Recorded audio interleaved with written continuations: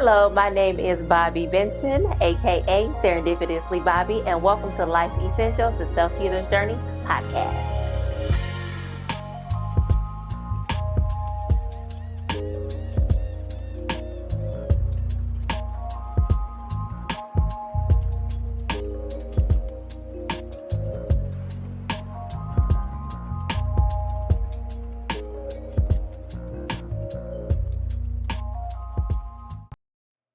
Hello, everyone, and welcome to Life Essentials, the Self Healer's Journey. I am Bobby Benton, aka Serendipitously Bobby, and tonight, guys, you are in for a treat.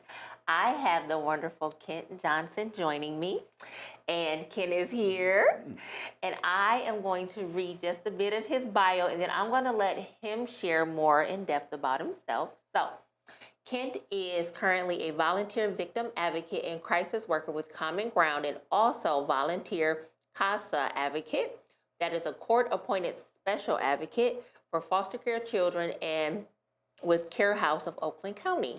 So Ken, welcome to the show. Thank you. I am glad that you're here. This was a long time coming, so I'm glad to have you here with me. What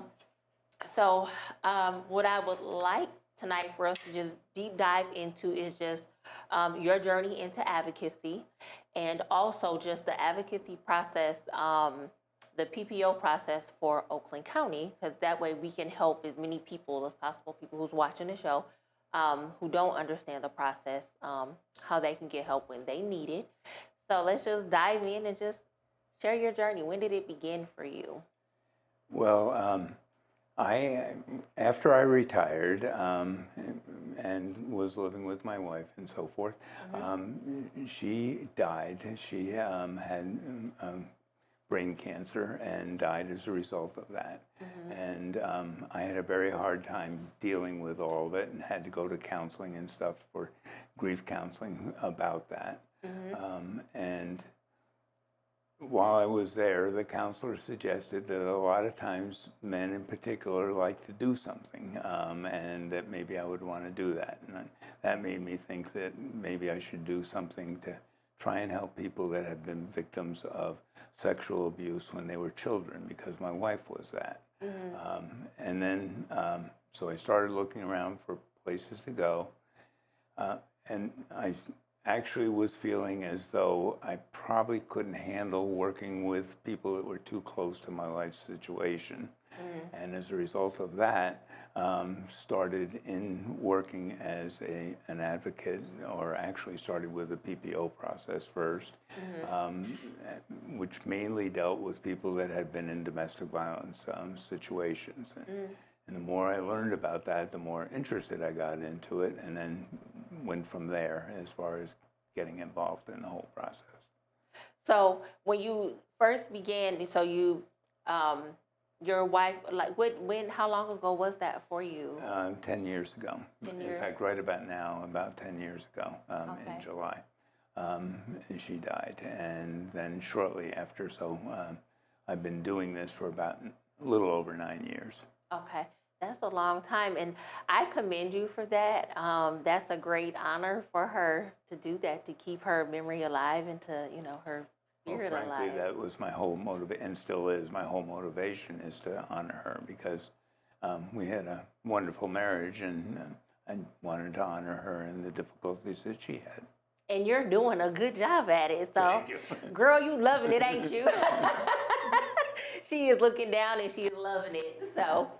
So when you, how did you connect with Common Ground? Was that the first place that you started out at, like with the PPO process? No, it isn't. Actually, I started with a domestic violence agency, the one in Oakland County with Haven, and they had people in the PPO office to work with people when they came in to the courthouse. And they had a need because they had staff meetings actually on Fridays, so they had a need for somebody who wasn't on their staff to man that for a half a day so that they could have their meetings. So I started there, and that's where I got my training and so forth. And as I said, I got more and more interested in it. I had searched around for a long time to find somebody was both interested in me, and I was also interested in their cause. After I realized how, so actually it's kind of embarrassing to say because you get all the publicity about it occasionally in the paper, but I really didn't realize how big of a problem domestic violence was at all. And when I got into that then made me super interested in it. And and also because I didn't know what the resources were to help people recover, and I wanted to get more into helping, and it was almost all women that I was working with, help women recover. So in order to learn the resources, it was suggested to me that maybe I wanted to work on their crisis line, which is a good place to learn places that other people could get help, victims could get help. Kept going with me getting more and more interested in the whole process, and I wanted to become a first responder because I also, now working in the crisis area, was getting exposed to how difficult it is for people that were sexually assaulted. And that's what made me want to be a first responder to both sexual assaults and domestic violence. That wasn't possible at that agency, so at the same time then I started volunteering at a different agency, La Casa out in Livingston County, and I became a first responder there. And so that's kind of where I started. Then eventually, when getting around to how I got to Common Ground, eventually found that I could do both at Common Ground, and so then I started volunteering at Common Ground. And by that time, I had been doing it for a couple of years, and that was where I approached Care House and said that I was interested in working with children too. So that's how I got to Common Ground and Care House, where I work now. So each thing led you closer and closer and closer to... Yeah, the more you realize how big of a problem it is, and even more so how difficult it is on the survivors. Huge challenges on the survivors have in many, many ways, and they're all different, and it's also extremely interesting and also rewarding because it's always different, and but it's always, or pretty much always, very high trauma situations where people really need support, and they have to find, or hopefully they can find somebody who understands and is willing to help them through that. So yeah, I would consider you, so I call people long haulers who are in it for the whole journey. That's for sure. Yeah. With a couple of people, I've shared with them that actually my intention is to do it as long as I'm able to do it. So it's really planned to be long haul for me. Yeah. And I'm glad that you are doing it. It's rare to see men, for one. Yes. The level of compassion and empathy you have, that's tremendous because a lot of men don't. So I commend you. That's true. Yeah. And it is rare there. In fact, it's actually a little bit unusual for agencies to be willing to have men do it, which is part of the problem I had in finding places that were interested in having men do it.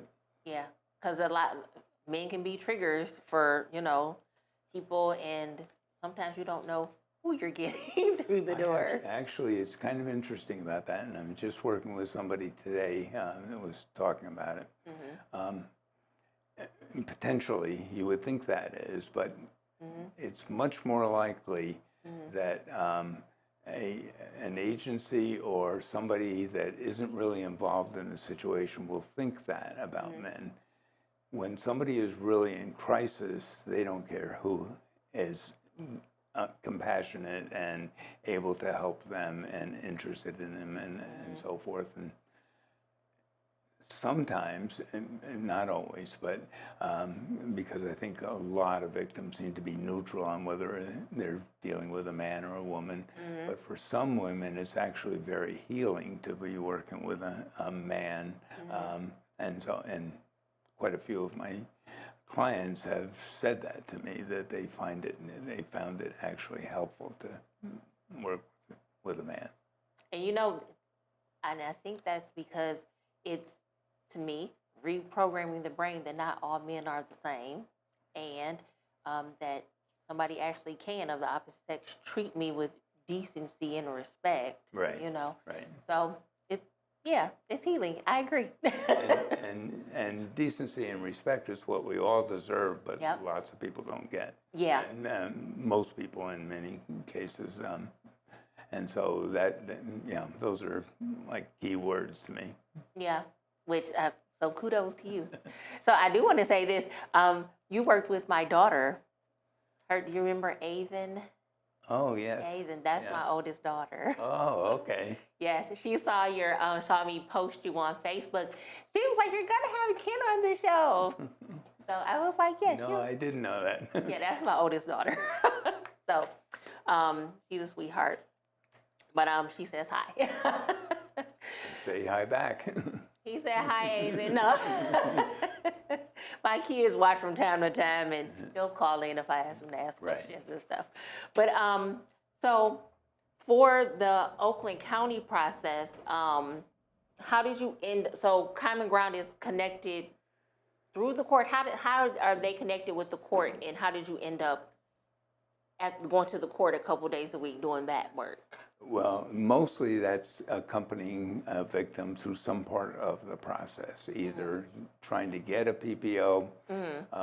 When you get a PPO, the person that is the respondent, the bad guy, has the right to say that whatever the petitioner said isn't true, and they want to get it dismissed. And so there are hearings about that. They have the right to have a hearing. That can be really traumatic for a victim who doesn't want to be in the room with somebody who has abused them. And so a lot of the work would be that. And then along the same line will also be divorce and custody issues and things like that, which end up very often being court matters too, as well. And so for those things. And then the other thing is, if somebody violates PPO, there's another process where they can hold the person that violates the PPO responsible. But to do that, they have to go through a court process as well and file what's called a show cause motion. And so help them do that and then go through that hearing as well. Okay. So you were sharing with me before we went on the air that they come into the office and things like that. So share the process with us. Like if somebody comes into the office and needs help, what do you do? Mostly it would start before they actually came into the Okay. office. So my first contact with somebody is usually on the phone, either some agency, including Common Ground itself, but some agency may have suggested to them that they get a victim advocate, and then we'll contact them on the phone and establish a relationship with them. Okay. And then from that, explain what the PPO process is like. One of the things now that is quite different from when I started is now the whole process can be done remotely by computer. And so I might be explaining to them how to use the tools that let them do that. They can log on to a website. It's called Michigan Legal Help. And they basically go through an interview there, and the computer program fills out the actual paperwork. So that is a possibility. If a person came straight into the courthouse, they have computers there that somebody can use to use that same software in order to get a PPO. So the ones that I help with, besides doing, and so very often when somebody's going through of using the computer, either usually at home, if they're doing that, I may be on the phone with them and kind of guiding them through what to do with all that. The really important part of petitioning for a PPO actually isn't the filling out of the paperwork. That's relatively easy. So it's not the clerical work. It's not easy for somebody to, it's like filling out a tax form. It's not easy as you look at it the first time, but if you have a computer program doing it for you, it's real easy. Or if you have somebody experienced doing it, it's easy for them. But for other people, the instructions can be confusing and things like that. And so we'll help with that, and you can do it over the phone. But I started to say there about the most important part is I always describe it as being somewhat of a sales pitch. You're explaining to the judge, essentially, although you can't speak directly to the judge. You're explaining to the judge why you need protection, and so you talk about the issues and what has happened, and what they are interested in from a legal standpoint is what's in the law as to what qualifies for a PPO, and there are specific things about that. Some of the worst parts of domestic violence very often are the emotional, the financial abuse and things like that. But none of that matters as far as getting a PPO, the actual PPO. And so that's part of the role of a victim advocate, because you're acknowledging how difficult all it is and how hard it's going to be for a person to either cope or heal or both from their experience. And so you're doing a lot of that. But at the same time, as far as getting actual protection, you're helping them get the protection, which can be a whole number of things, and you're explaining the things that they can ask for and the things that are important for a judge to decide that you might need some legal protection. Can you explain to our audience what the ex parte order means? Ex parte means that the person that is the bad guy that you're trying to get the PPO against isn't there, and it's being done just by what the person that's filling out the PPO petition, in other words, the survivor of domestic violence in most cases that I deal with, but there are other reasons why you can get PPOs. That person is, and the judge is simply listening to that person in written form, and they're not really hearing them, but they're just taking into account that one side. And so a judge can order it ex parte, which means the other party isn't there. So, that's like the ex parte too is just, that's when it's like super serious too. Normally when it's the serious stuff, like you're in imminent harm and danger part two. Yes. Okay. Yeah. And then, so what about when they say an ex parte order is denied, and they call in, the judge schedules a hearing? So are you ever allowed to speak at the hearings or no? Almost never. The reason why you can't speak at a hearing is because in order to be heard by a judge, or to be relevant to the case, actually, you have to have actually seen whatever you're testifying about. And everything I'm exposed to is secondhand because I'm hearing from the victim, the petitioner, and as to what happened. So what happens in those cases, actually, when you apply for a PPO, there's three possibilities. One is they're going to grant it ex parte. The other one is it's possible they can deny it with the right to a hearing, and then there's automatically a hearing. And then another thing that could happen is that a judge could say you don't need protection and just deny it outright. But even if that happens, the petitioner can still ask for a hearing. And so another way of doing that other step of going to those hearings that you're talking about. So while I can't talk about that at the hearing, I can support support the person and prepare them for what's going to happen. And basically they'll be doing live the description of what has happened. But that's going to be more difficult because the bad guy is going to be there and very often in the cases of domestic violence would be of bad domestic violence, would really bad is what I mean by that. Oh, it's all bad, but really bad. Dangerous domestic violence will often be trying to intimidate the person who's trying to ask for help, and people can easily and often are terrified. In fact, often the abuser will try to make them not show up for hearings and things like that. So a big role of the victim advocate is to be the emotional support and also the education to prepare them for going through that. Yeah. So what things do you do? So I know when I did, I worked for an organization, and one of the hardest things for me was getting people to go through with the hearing. And I'm like, please just come on, I'm here, I got you, you're gonna be okay. And we would get right to the day before the hearing, and then I'm ghosted. And I'll just wait a few more months. I knew they would call me back. But what things do you do to help encourage people to go through with the whole process? I actually think the most important thing happens when I first are in contact with somebody, which is going to be that phone call that I was talking about earlier most times. Occasionally it's in person. But basically trying to set up a relationship with the person where they realize that you're going to be an ally for them, and you're going to be completely on their side and be with them on all of that.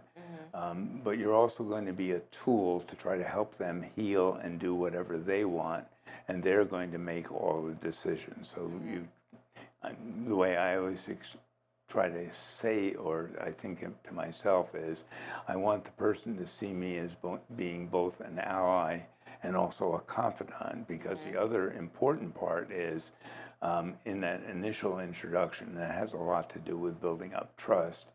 You're explaining to somebody that whatever they tell you, you're not going to tell anybody else without them both asking you to and giving you written permission to do that. Yeah.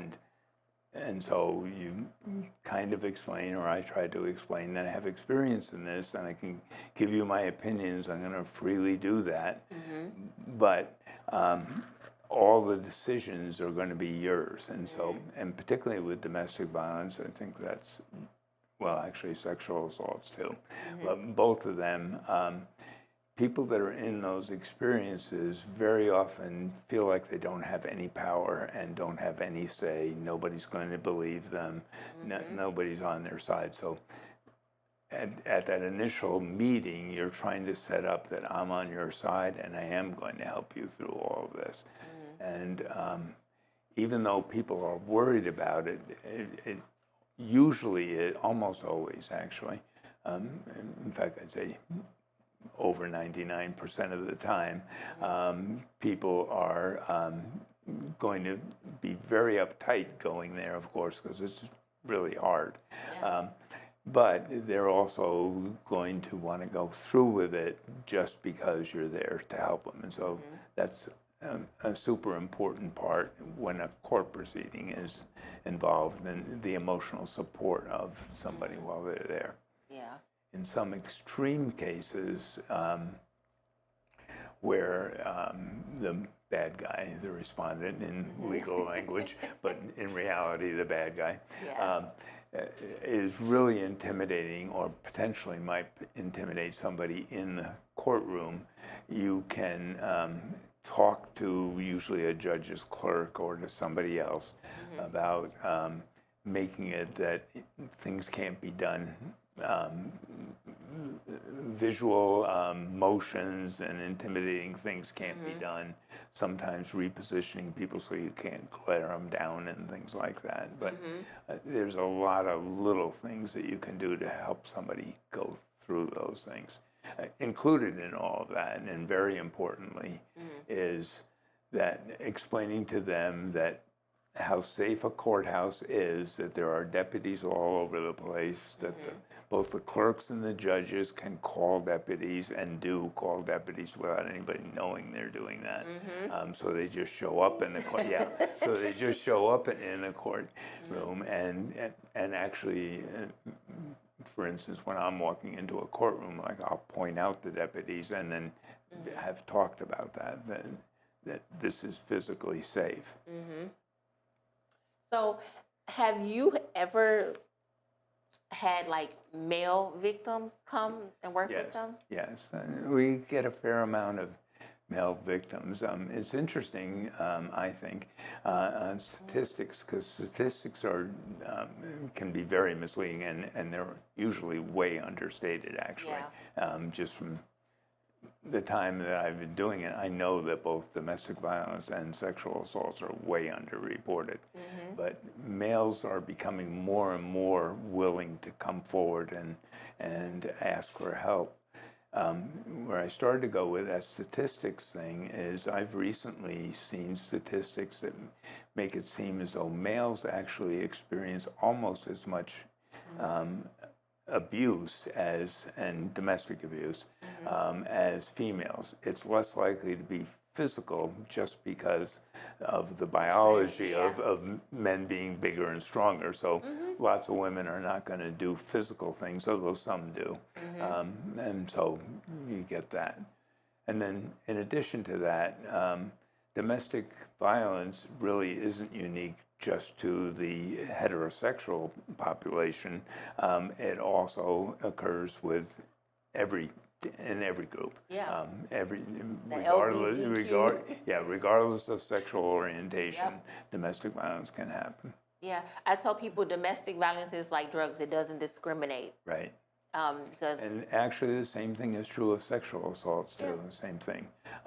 In both of those cases, men are a little bit less likely to ask for help, but they're becoming more likely to ask for help on that because it's, it can sometimes be seen as I'm not manly if this happened to me, and so I'm weak if that happened, and so in that case, it may take a lot of emotional support to help people to realize that you deserve protection too. You don't deserve to go through this. Yeah. I tell my son that he's not a victim, but I tell him you deserve to be treated with decency and respect.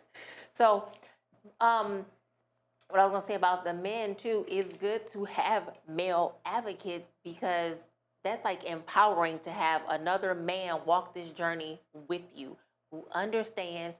You don't have shame or judgment, anything hovering over you. Right. So I think we need more men. Come on, bring them in. We need more male advocates. Well, we need both men, and actually at Common Ground, we need volunteers for people to do what I do. So any kind of advocate, we need people that are interested in doing that kind of work.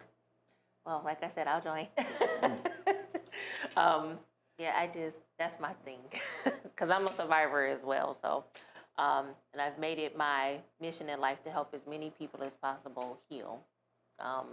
However it looks to them, as long as it's healthy, let's start the journey. Right. And it's always different for people. For everyone, it's different. And so what they need and what they want and all of those things are different, which is also a big reason why it's good that people make their own decisions, let you know what they need and want. And sometimes, fairly often actually, people change their mind as they go through the journey. I need this now, and then maybe a year or two, quite a bit later. And so another part of that relationship I was talking about is hopefully people will keep going back to a victim advocate whenever they do need help somewhere down the road. All of domestic violence, again, in my opinion, so I don't know statistically whether this is true, but I believe it is, all of domestic violence is made more complicated if you have children with your partner, and that can also be in gay relationships where they've adopted children, but children tie you to your abuser until they become adults, and so that's why I'm saying the years down the road, because there are people that don't give up at the time of a divorce or a separation and things like that, and are determined to keep coming back, and so they can make your life as a survivor miserable. Hell. And exactly. It can make it hell. Yeah. And the smarter of them, in one way, in another way, they're jerks, but Narcissist. No, that's my favorite word. Right, exactly. But the smarter of them know how to use all kinds of things, like the court system, Yep. like custody, like reporting things to child agencies, CPS, CPS, all of those things against the person they're basically just trying to abuse. And so they're not really trying to do whatever the report is or whatever the motion is in court. What they're really trying to do is just make the survivor's life miserable and say, you can't get out from underneath me. Yeah, because it's power and control. It is. And the person she's just like this paper. She's an object. She's a thing, a possession, and not a human being. And people, they use and abuse things. They don't care about people. And that can be really difficult for a survivor of domestic violence, because it is very common for people to have very mixed feelings about the person that's doing things to them. It's not like, people will always say, why doesn't she just get up and leave? And they don't realize how hard it is to do that, because you can easily want to get out of the situation and still be in love with the person. And you certainly were when you first started the relationship. Well, that's their representative. Right. You didn't realize what you were getting into, and they kind of snuck into having the power and control over you, and separating yourself from that is really hard. Yeah, that's when people, they trauma bond with the person in the beginning, so they're love bombing them and they're getting them attached to them. It's like the yo-yo, back and forth emotionally. And then it's like you're addicted to the person. Well, and it can be horrible too. And these are extreme cases now that I'm talking about, but some people can be really in danger of being killed or seriously hurt, and many things have happened where they've been seriously hurt and still don't leave for one reason or another. And sometimes it is because of poverty, because of having a place to live, for those things. But it also can be that same thing of, which is hard for people to understand. Many people don't even want to report things to the police, even though they're like life-threatening and maybe maiming of them, just because they don't want to get the other person in trouble, the bad guy in trouble. And so that whole discussion about, you didn't deserve any of this, you're not causing any of this, you're not giving him a hard time or her a hard time. What's happening to them is a result of their decisions, not yours.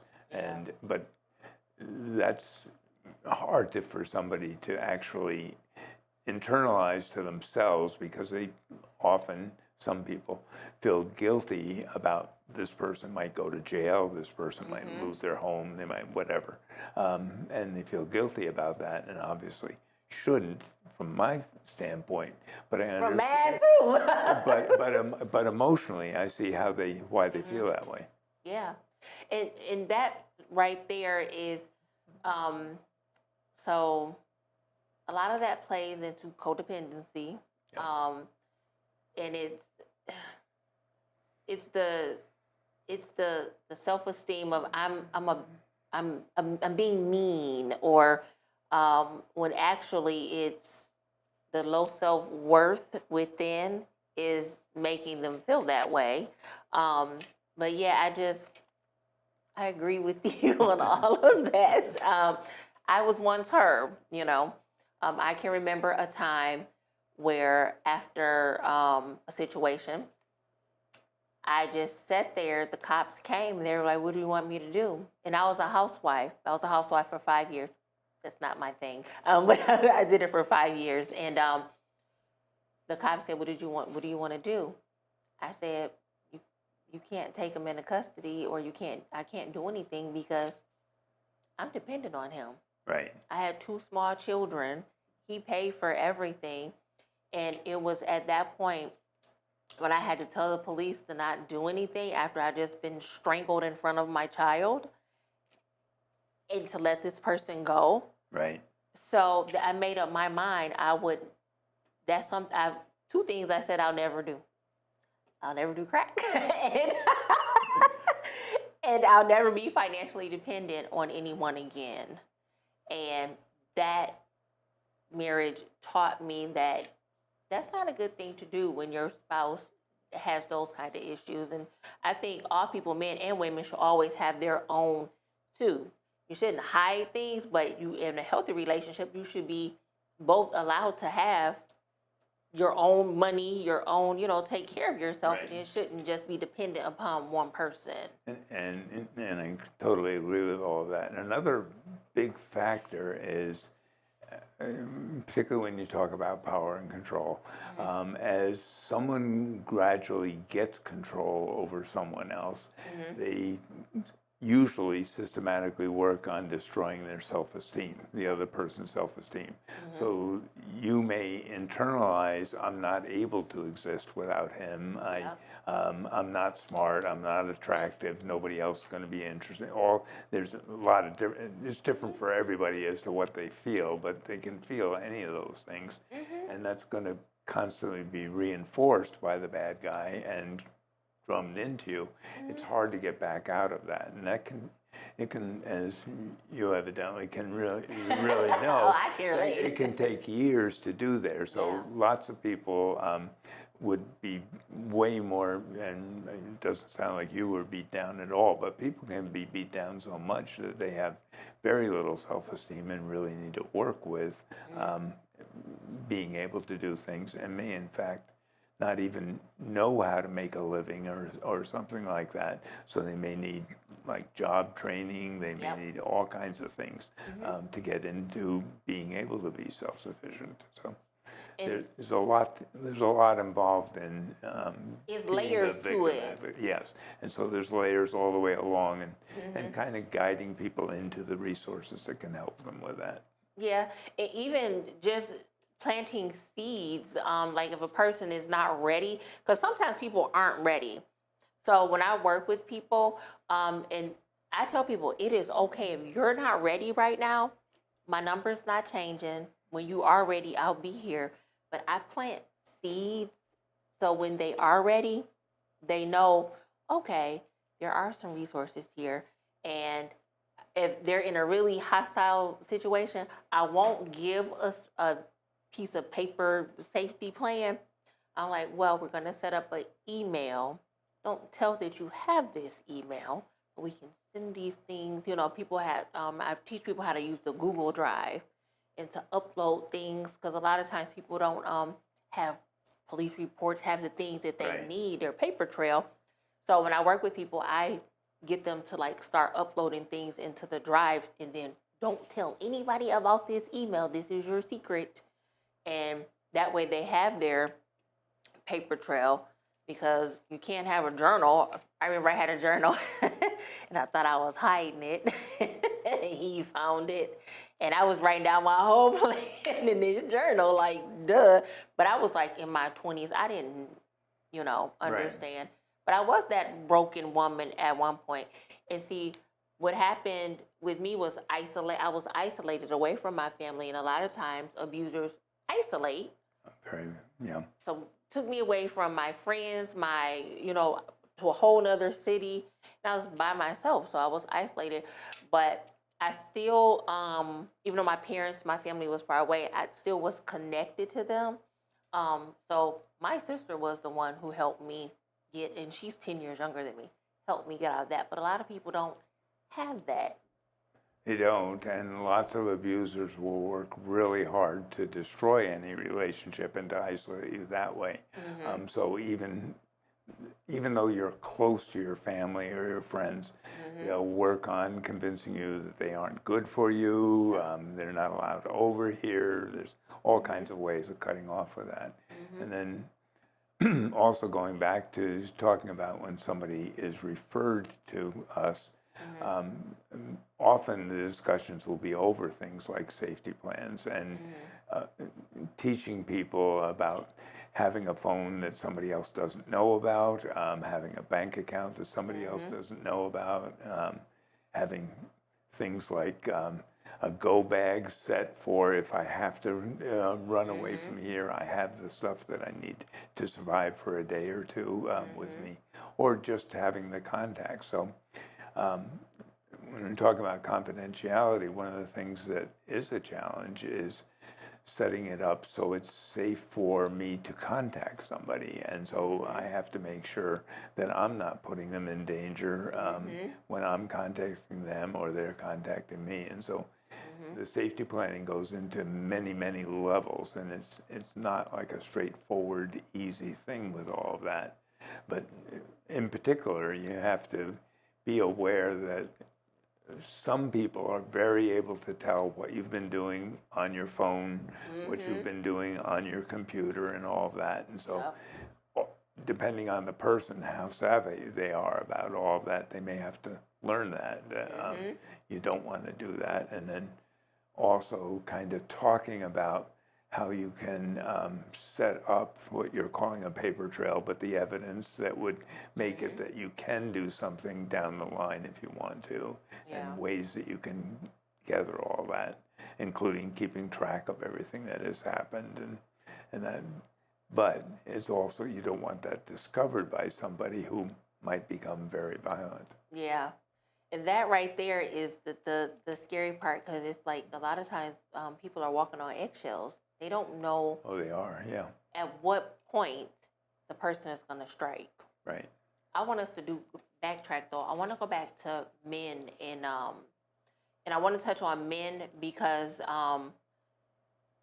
a lot of well, for one, you're a man, but I want it to come from a man. A lot of things that you see with male domestic violence, because a lot of the things I would see would be using the court system against them, filing false police reports and things like that against them. So what things do you encounter from the it's a whole bunch of letters now, LGBTQT, it's another letter they added, I think. Q. Q. That community, and then the heterosexual community, what do you see? You see pretty much the same things in both communities. With the gay community, you sometimes get some additional things of being weapons against them. Might be things like outing them or shaming them for their sexual orientation. That might be an additional thing. But I have seen, and you do see sometimes, every part of it coming in each case.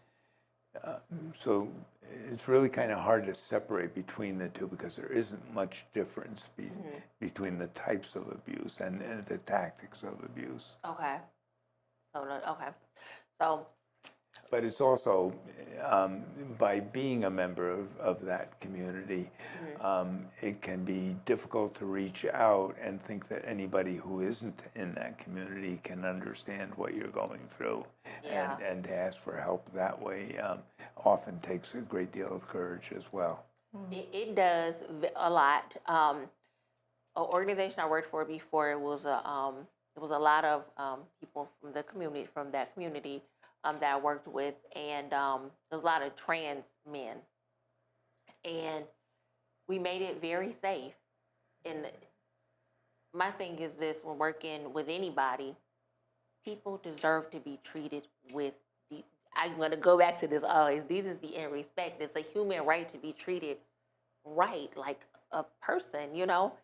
And I frown sometimes, like working throughout the criminal justice field for years, at how people are treated because they're different. Right. And I'm waiting on the day when some kind of laws are made or some rules are set in place to where actually people are forced to treat everyone with decency and respect. Oh. 'Cause I wish.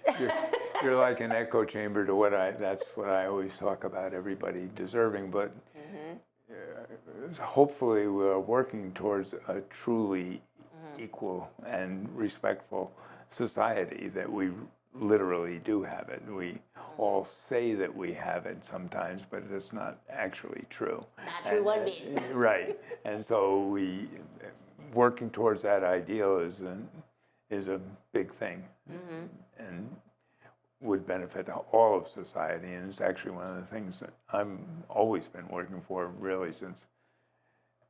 Well, I'm thinking back to my civil rights days. So I believe I'm just, well, I'm not now because he's dead, but I was very influenced when I was, I think, a freshman in high school when Emmett Till was killed and lynched, murdered, whatever. And so I don't want to make it sound soft, but when that atrocity happened, and at that point was when, as a young kid, I don't remember for sure, I think it was when I was about to become a freshman in high school, and thinking how unjust things are and how important it was to try and get to a more just society where people are treated with dignity and respect. Yeah, because a lot of times what I've run across is people complain about they're being re-victimized by people who are supposed to be helping them. Like when the police come out, it's like, I wish there was more training for law enforcement, because just like for mental, now because so many people have been murdered by police that have mental health issues, now there's changes being made there, but it's like, well, we have to be more sensitive doing calls for domestic violence. And a lot of times the woman will be the one taking it, like the victim is arrested. Like, what? That can happen, that's true. Yeah. The police are making a lot of strides in that area too. It is getting much better, and many, both forces and individuals, are very good at that. Going back into my beginnings, when I was trying to understand domestic violence, I did a lot of YouTube searching and things like that. And one of the things that really helped me in many respects is coming on to a police training, actually, by a Michigan State professor, Dr. Campbell, where she talks about a traumatized mind and goes through that, and was training police officers in how to deal with somebody who was traumatized. In her case, she was talking mainly about sexual assaults, where that's going to come into effect. But just recently, I've been, in fact today, was working with someone who was a victim of domestic violence, very severe, literally having gunshots right next to their head, and using their arm to push the gun up so it's shot into the ceiling. Oh my goodness. And being that she couldn't really tell the police what happened, because she couldn't just come straight out and just go step by step through what happened and things like that. And so had a tremendous amount of trouble, very similar to a sexual assault survivor, of not having things organized in their mind just because they're so traumatized. And that's a place where a victim advocate can help, because they can be the person that hangs in there long enough to help to have them tell their story, but it can also be with them when they're talking to the police, to help through that. So that, because lots of people, particularly black people, but also gay people, can be intimidated by the police and can't easily see them as being somebody who's actually trying to protect them. And as a result of that, sometimes are reluctant to even report things. And that may not actually be the case, that the officer isn't going to help you. But if you have the perception of that, you may never actually do that or go to it, or be able to talk to them and let them understand what you're going through and what has happened. Yeah. So I know, well, back when I was somewhere else, I used to have my my clients call me if they call the police. I said, if the police are there and you're having trouble, call me and put me on speakerphone. And I did notice that the officers responded differently and were a little bit nicer once they knew an advocate was on the phone with them. Right. And they actually listened, like, because they would allow me to talk, and they actually listened to what was, listen to what I had to say, and it will calm the officers down, and it will calm my client down. So I did that I did like over 100 cases during that 1 year I was there, and I'm gonna say probably about 70% I did phone calls, and it helped. Yes. So it does. And it also helps. So, depending on the situation, sometimes somebody will get in touch with an advocate before they talk to the police, and so you can talk about that at that time, and it can help to have an advocate go with the police. The actual police investigation of things, people also don't understand.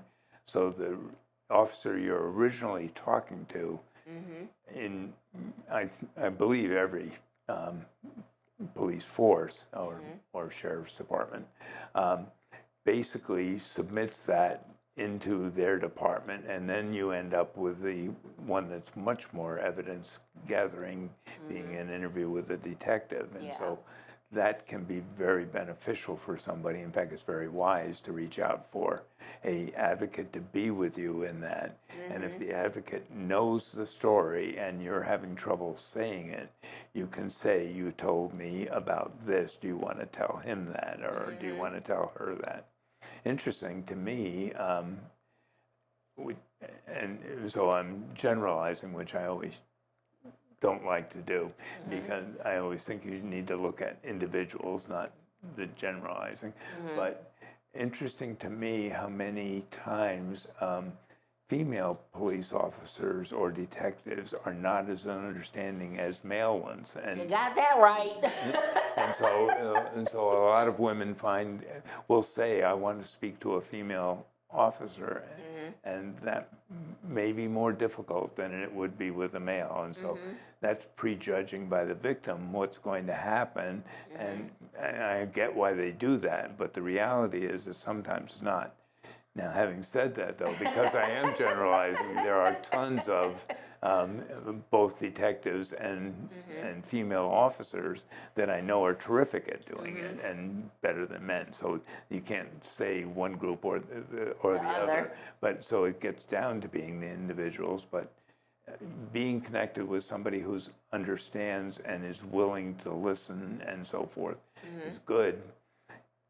But it's also a real challenge for the police officer, because unlike a victim advocate, they don't have as much time and they need specific information.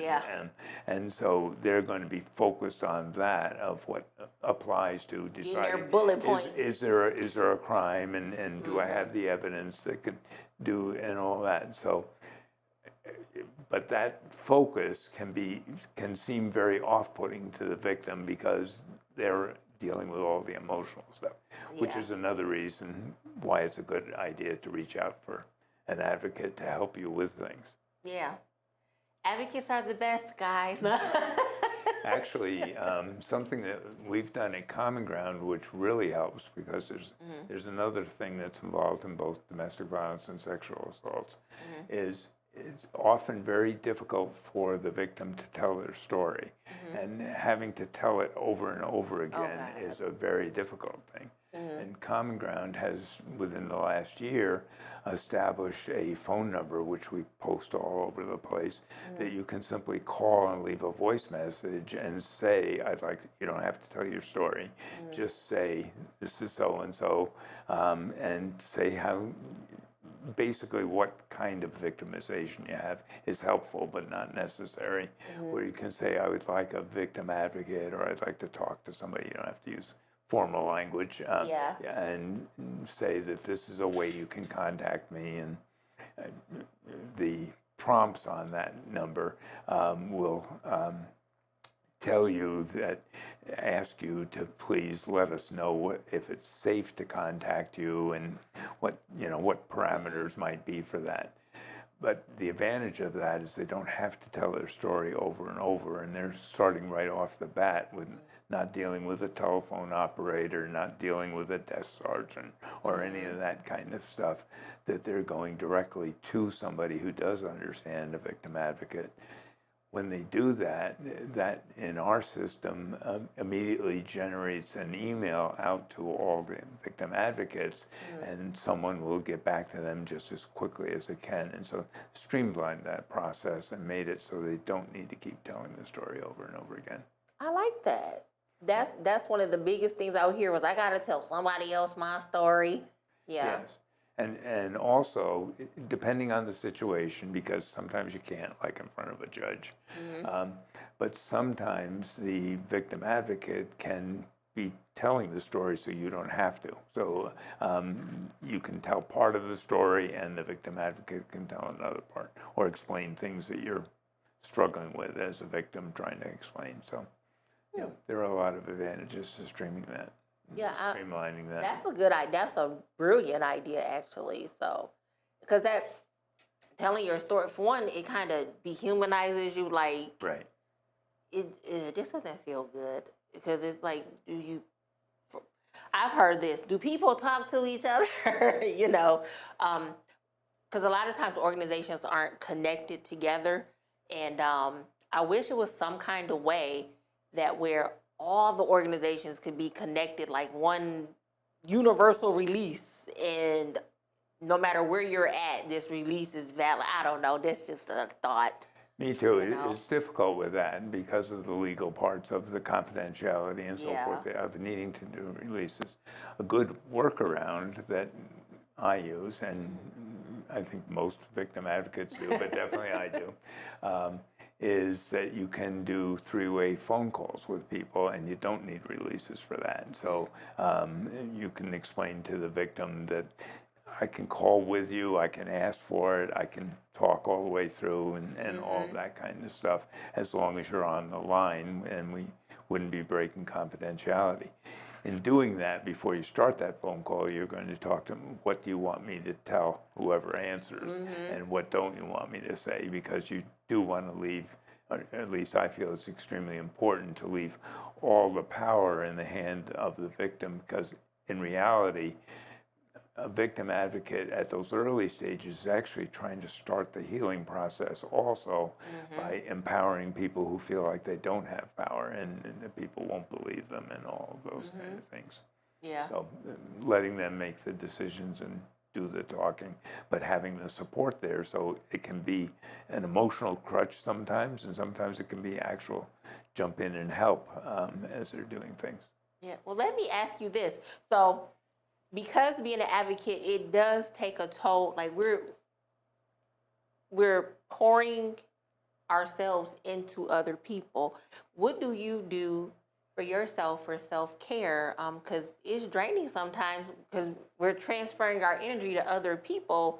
And what do you do to help yourself just stay rejuvenated and not stressed out? And That's why by far the hardest part, and is also why people don't stay being victim advocates, because it's tremendously emotionally draining, because while you're empathizing, if you're good at it, you're empathizing with the victim. You can't actually show the emotions that you're feeling because you don't want to traumatize them further. So you're internalizing all of that. And when you go through, in fact, quite honestly, I've often driven away from court hearings or police things and being stopped and cried in the car over what I've heard or what has been explained to me. So it's really draining like that.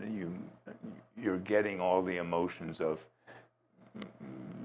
a huge number. I'm not even sure how many, but I'm guessing I probably work with 200 or 300 people during a year.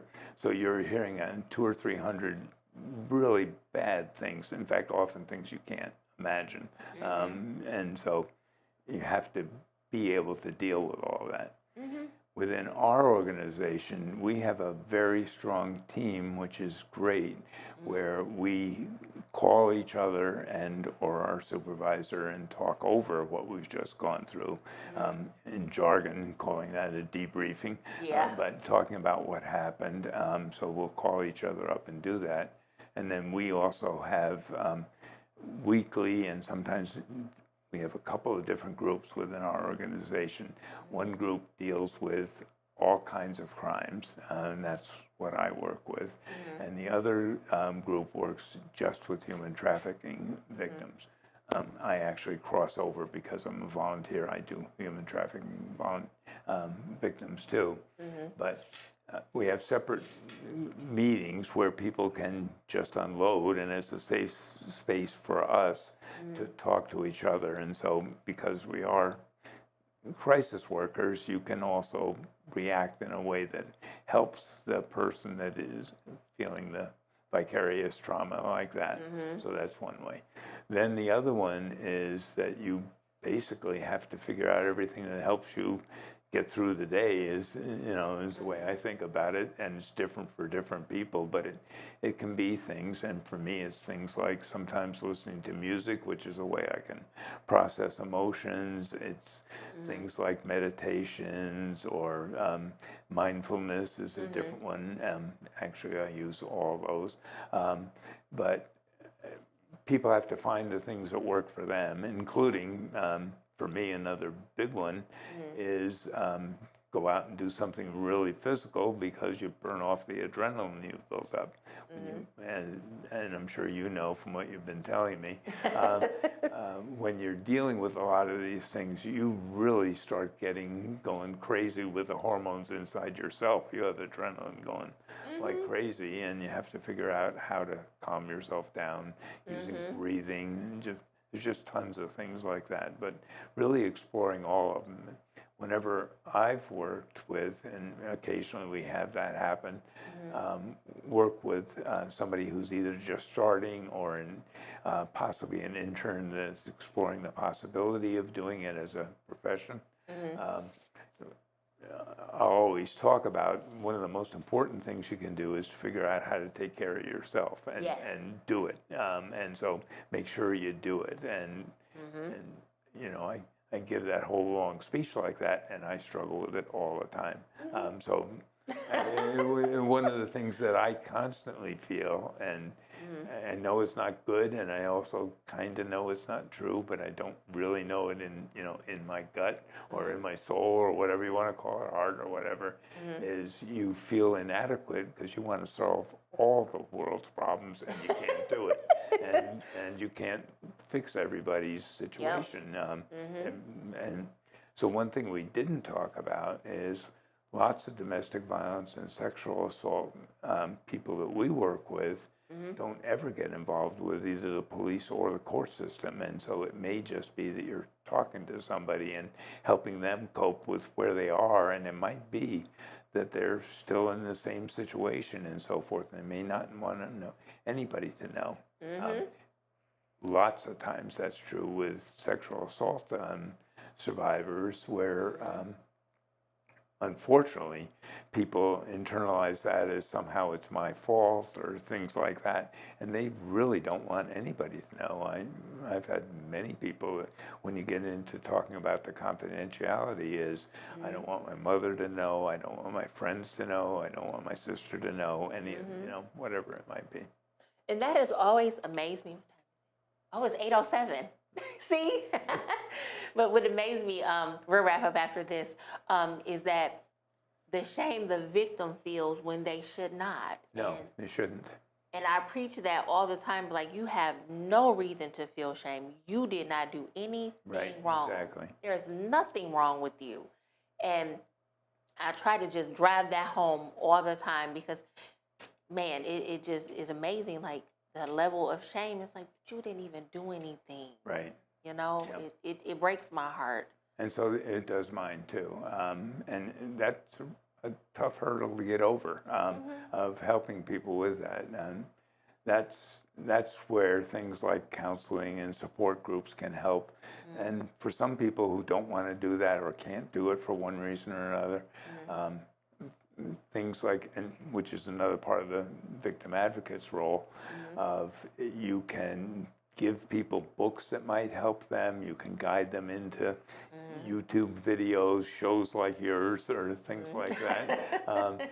Any of those things that might help them with that, which is, well, it's the idea of basically a victim advocate is somebody that's on your team and on your side and trying to help you through whatever you're trying to get through and do whatever you need. Yeah, we can go on and on and on. I would love to have you back. So we have gone over our time a bit. Time just flew by. Guys, before we tune off or turn off or go off, whatever, real quick, first I want to say thank you, Kent, for just coming, sharing your story, sharing your expertise. This one was a wonderful and very educational talk. I appreciate it. Where can people contact you, or is there like a number for Common Ground? There is. There's actually a couple of numbers. There's several numbers. Okay. But the most important one, I have to put on my glasses in order to deal with this, is that phone number that I was talking about, which is 248-451-2622. And if you call that number, you can simply ask for some help, and someone would get back to you and Can I see the try to number? help I'm going to say it again. you. You can have it. Oh, thank you. actually. So this, you said 248-451-2622? Yep. Okay. So guys, if anyone is in need, and like you said, you don't have to share your story, you just call 248-451-2622, and I'm gonna keep this up, and what I'm gonna do is my next show, I'll have it up on one of the flyers too. So thank you. I carry that in my pocket, so it's wrinkled, but I'll give you one that's not wrinkled, which I also carry in my car to give out. This is fine, I don't care. I am not that. And just to talk about that a tiny bit, and I know we're going over on that. Go ahead. That's for victims of any crime, including things like human trafficking or physical assaults or anything like that. Okay. Common Ground's willing to help people in those situations. There is a limitation on the part that is a crime other than human trafficking, in that there has to be some kind of, just because we have manpower shortages, don't have enough volunteers, and so if you wanted to volunteer, you could also do that as well. But because of that, we try to stay with somebody that has some kind of a connection with Oakland County. Okay. But something that we can do that other people can't do, other agencies can't do, is sometimes your victimization involves more than one county, and we can cross county lines. So if there is something that's involved with Macomb County or Wayne County, as well as Oakland County, we can do that as well. Oh, okay. Well, that's good to know. So, guys, once more, the number is 248-451-2622. And I'll have this handy-dandy information up on the next show. And then I also will make some posts on my Life Essentials and my own. I'm always posting on everywhere. Great. So I'll share that information. But once again, thank you so much for just being here and sharing your story. And like I said, all of your knowledge. I knew there was a lot up there. So thank you. And then also, I'm going to call you because I want you to come back in October. Thank you for having me. I enjoyed it. And actually, it's very important that people that are out there that need help know that it's available to them. Okay. Well, guys, Kent is the man with the plan here. He can help you. So I will share this information.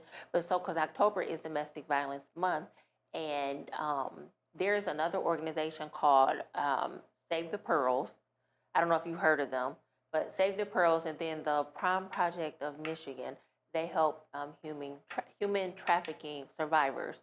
But I want to have like kind of a group conversation, and your wisdom and knowledge would be welcome at the table. So we can talk about it later, but I would love to have you here. Thank you. So, okay, real quick before we go, guys, I wanted to talk to you guys about how you can support the channel. So, you can love and like social media, Life Essentials, the Self Healer's Journey podcast on social media, Instagram, TikTok, Facebook, and YouTube. Subscribe to the YouTube channel. Share the page with others. Comment to help motivate others or ask questions in the chat. It's okay. And then if you want to financially support the channel, is that up there? Yeah, there we go. You are welcome to do that as well. All of the proceeds go towards, we have two places where it goes. One for support of the channel to keep the podcast going, and also proceeds to the channel go towards funding my advocacy agency, Winning Touch Advocacy Agency, where I get supply resources to help victims of domestic violence start their healing journey safely. So if they need hotel stays, if they need a cell phone bill paid, whatever barriers there, we got them.